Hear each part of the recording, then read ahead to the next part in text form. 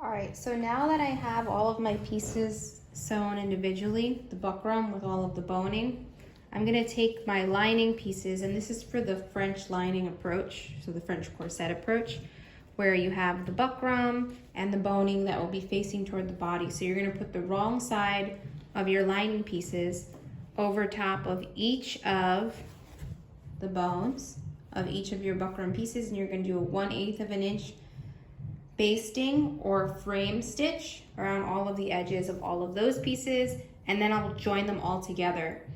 These pieces are the same pattern cut in my shell fabric. So this is the fabric that will be on the outermost edge.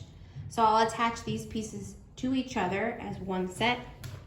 I'll frame stitch all of my lining pieces to all of my buckram pieces individually, then I'll join those, and I'll join the two together along the top edge.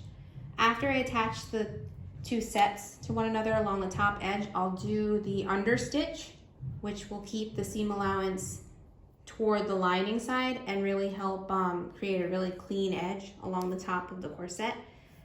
Then we have to put in the closures and finish the bottom edge as well. So we're gonna talk about that a little bit later in class, and it's gonna be fun, a little tricky, a little scary, a little hairy, but there are ways that we can avoid the scary parts. So worst case scenario, we can always put in the hook and eye closure down center back of either side of our garment, or if you're using a zipper, you can do that as well.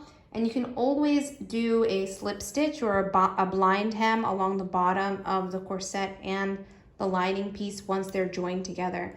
I think it's a little bit more of a safe approach. You could always do a top stitch, but that will show on the right side of your garment. So a slip stitch could do the trick, and I'll show you guys that in class.